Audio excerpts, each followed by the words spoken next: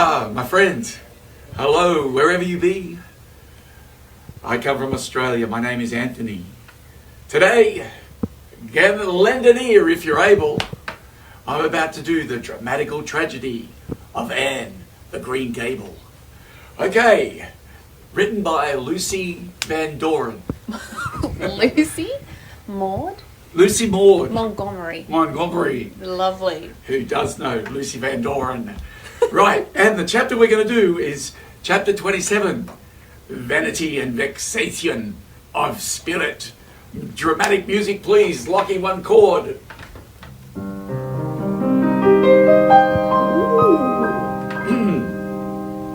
And it begins. Maria, walking home one late April evening from an aid meeting. Walking.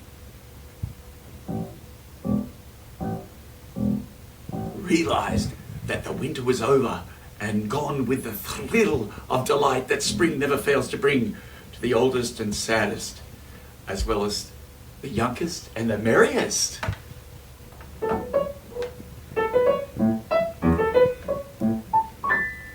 Maria, not given to subjective analysis of her thoughts and feelings, she probably imagined that she was thinking about the aids and their missionary box and the new carpet for the vestry room.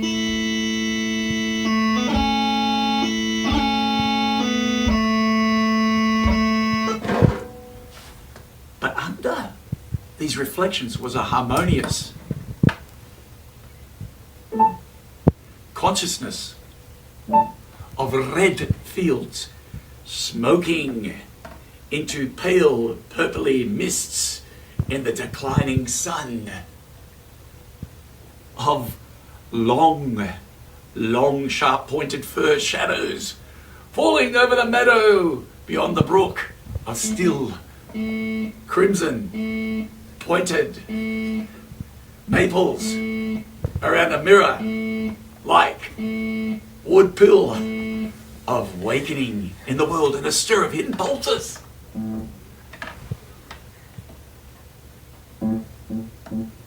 Under the grey sod.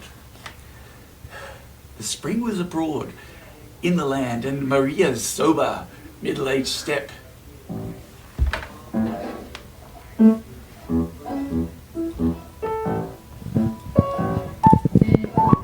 was lighter and swifter. Its deep primal gladness. We to chapter 27, Vanity and Vexation of Spirit. Her eyes dwelt affectionately on Green Gables.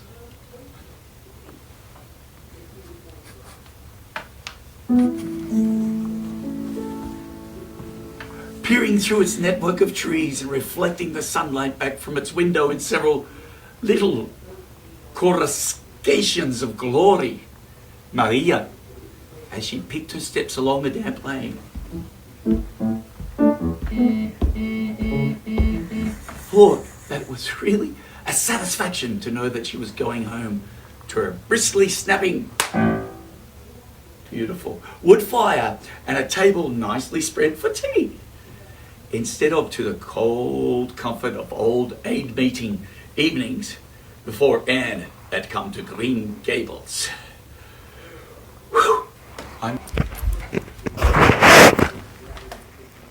It was dark when supper was ready, and still no sign of Anne, even though we just saw Anne. Coming hurriedly over the log bridge up Lover's Lane, breathless and repentant with a sign of neglected duties, Maria washed and put away the dishes grimly.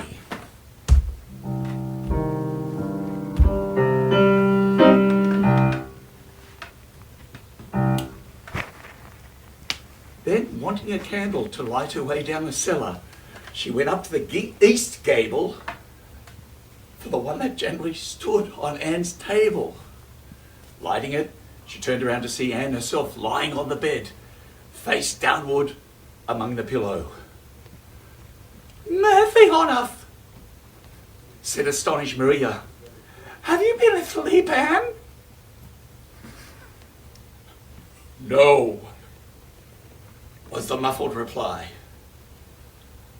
Are you thick then? Demanded Maria anxiously, going over to the bed. Anne cowered deeper into her pillows as if desirous of hiding herself forever from mortal eyes. No! Oh, no, but please, Maria, go away and don't look at me. I'm in the depths of despair, and I don't care who gets head in class, or who writes the best composition, or sings in the Sunday school choir anymore. Little things like that are of no importance now, because I don't suppose I'll ever be able to go anywhere.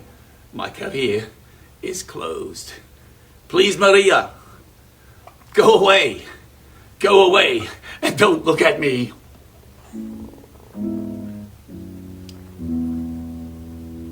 Did anyone ever hear the like? The mystified Maria wanted to know. Anne Thurley, whatever is the matter with you? What have you done? Get right up this minute and tell me. This minute, I say. There, now, what is it? Anne had slid to the floor.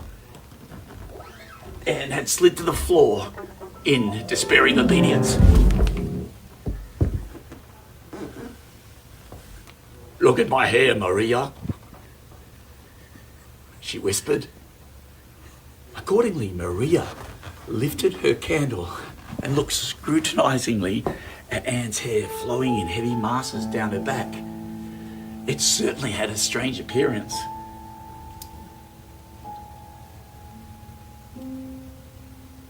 Anne, Thurley, what have you done to your hair? Why, it's green!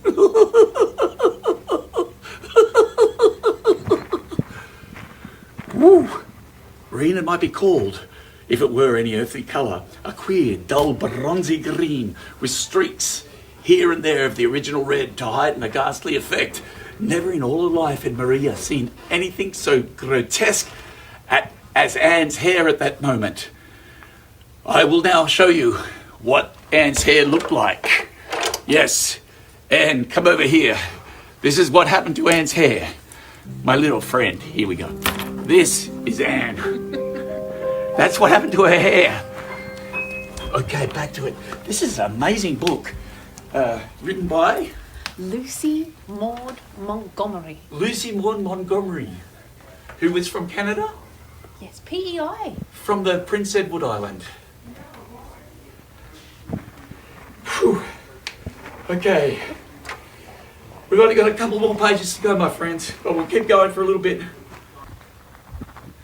Everybody, I hope you're enjoying this reading of Anne the Green Gable from Lucy Van Dillick. Lucy Maud von Montgomery, who comes from the Prince Edward Island, specifically where the East Pointers come from, Cape Victoria. Okay.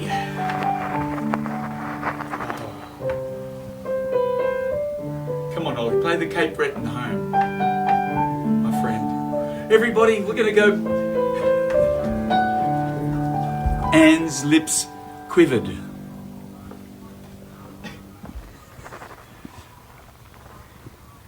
But she realised the bitter truth of Maria's remarks.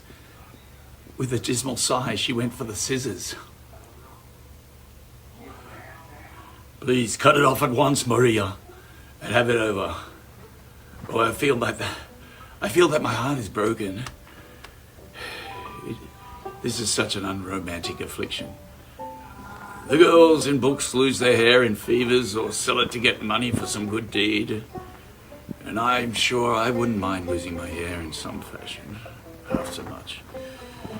There is nothing comforting in having your hair cut off, because you've dyed it in a dreadful colour, is there? I'm going to weep all the time you're cutting it off, if it won't interfere. It seems such a tragic thing. Anne wept then. But But later on, she went upstairs and looked in the glass. She was calm, with despair. Maria had done her work through it thoroughly. It had been necessary to shingle the hair as closely as possible. The result was not becoming, to state the case as mildly as may be, and promptly turned her glass to the wall. I'll never look at myself again until my hair grows, she exclaimed passionately. Then she suddenly righted the glass. Yes, I will too. I'd do penance for being wicked that way. I'll look at myself every time I come into the room and see how ugly I am, and I won't try to imagine it away either. I never thought I was in vain about my hair, all the things, but now I know I was, in spite of it being red. Because it was so long and thick and curly. That reminds me of someone. Oh yes, I expect something will happen to my nose next. Anne's clipped head made a sensation in school on the following Monday. But to her relief, nobody guessed the real reason for it. Not even Josie Pye, who, however, did not fail to inform Anne that she looked like a perfect scarecrow. I didn't say anything when Josie said that to me. Anne confided that evening to Maria, who was lying on the sofa after one of her headaches. Because I thought it was part of my punishment and I ought to bear it patiently. It's hard to be told you look like a scarecrow, and I wanted to say something back, but I didn't. I just swept her one scornful look, then I forgave her. It makes you feel very virtuous when you forgive people. Lockie, I forgive you for three-coloured pencil song that you wrote. Doesn't it? You got to forgive me for Dungley Wobble. Dungley Wobble. Thank you, my friend. Okay. Everybody just turn to whoever you're near and forgive them for whatever song they wrote. That might have been the best one. Okay. I mean to devote all my energies to being good after this, and I shall never try to be beautiful again. Of course, we're coming to the end of the chapter. You're probably all going, yes, fantastic. Okay. Of course, it's better to be good. I know it is. But it's sometimes hard to believe a thing, even when you know it. I do really want to be good, Maria. Like you and Mrs. Allen and Miss Stacy. And grow up to be a credit to you. Diana says when my hair grows to tie a black velvet ribbon around my head with a bow at one side. She says she thinks it'll be very becoming. I'll call it a snood. A snood. Does that sound so romantic? But am I talking too much, Maria? Does it hurt your head? My head is better now. It was terrible bad this afternoon, though. These headaches of mine are getting worse and worse. I have to see a doctor about them. As for your chatter, I don't know whether I mind it. I've got so used to it. Which was Maria's way of saying she liked to hear it. And that, my friends, is the end of the chapter. I'd like to bring